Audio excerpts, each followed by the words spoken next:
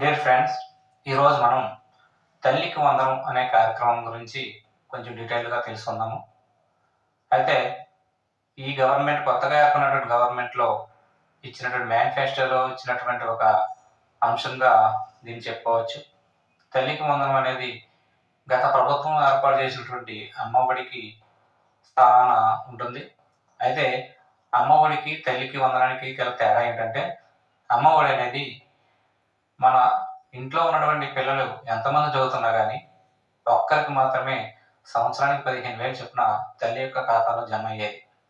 కానీ ఈ కొత్తగా ఏర్పడినటువంటి గవర్నమెంట్ వారు ఈ తల్లికి వందనానికి ప్రతి పిల్లవానికి అంటే ఇంట్లో ఉన్నటువంటి ప్రతి పిల్లవాడు చదువుతున్న ప్రతి విద్యార్థికి కూడా సంవత్సరానికి 15,000 చొప్పున తల్లి యొక్క ఖాతాలో జమ చేయడానికి విధి విధానాలని రూపొందించారు.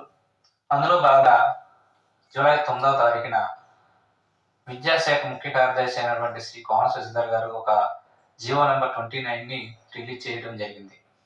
అందులో కొన్ని ముఖ్యాంశాలు ఏంటంటే, ఈ పథకం ముఖ్యంగా ఆర్థికంగా వెనుకబడినటువంటి తల్లుల పిల్లలు పాఠశాలలో కనుక చదువుతున్నట్లయితే వారికి మాత్రమే ఈ పథకం అమలయ్యే విధంగాను, అదేవిధంగా ప్రతి విద్యార్థికి పాఠశాలలో 75% హాజరు తగ్గకుండా ఉన్నటువంటి వారికి ఈ పథకానికి అర్హులుగాను నిర్ణయించడం జరిగింది.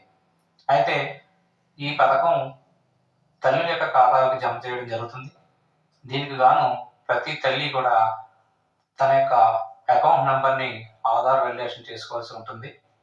ఒకవేళ ఆధార్ కార్డు లేనటువంటి తల్లులు కనుక ఉన్నట్లయితే వారు ఆధార్ కార్డుకి అప్లై చేసినటువంటి ఎన్రోల్మెంట్ అయినా దీనికి ఎలిజిబుల్గా తీసుకోవడం జరుగుతుందని వివరించడం జరిగింది. అయితే ఆధార్ కార్డుతో పాటుగా 10 రకాల డాక్యుమెంట్స్ ఏమైనా ఉన్నా కానీ ఈ తల్లి యొక్క ఖాతాకి ఈ సొమ్ముని జమ చేసే విధంగా విధి విధానాన్ని రూపొందించారు. అందులో ముఖ్యంగా ఏమేమి ఇచ్చారంటే 10 రకాలలో రేషన్ కార్డు కానీ, అలాగే పోస్ట్ ఆఫీస్లో ఉన్నటువంటి పాస్బుక్ కానీ, లేదా పాస్పోర్ట్ కానీ, అదేవిధంగా ఉపాధి హామీకి సంబంధించినటువంటి పాస్బుక్ కానీ, ఇలా 10 రకాలైనటువంటి డాక్యుమెంట్స్ని ఇవ్వడం జరిగింది. ఇందులో ఏదున్నా కానీ తల్లికి వందనం పథకానికి అర్హురాలే. అయితే ఇవి కాక ఇవేమి లేకపోయినా విద్యాశాఖ వారు ఈ విద్యార్థి ఏ పాఠశాలలో చదువుతున్నారో ఆ పాఠశాల నుంచి సంబంధిత హెచ్ఎం ద్వారా ఇచ్చినటువంటి ధృవీకరణ పత్రం ఏదైనా ఉన్నా కానీ ఆ తల్లి వందనానికి కార్యక్రమానికి అర్హురాలని చెప్పడం జరిగింది. Wish you all the best, friends. Thank you.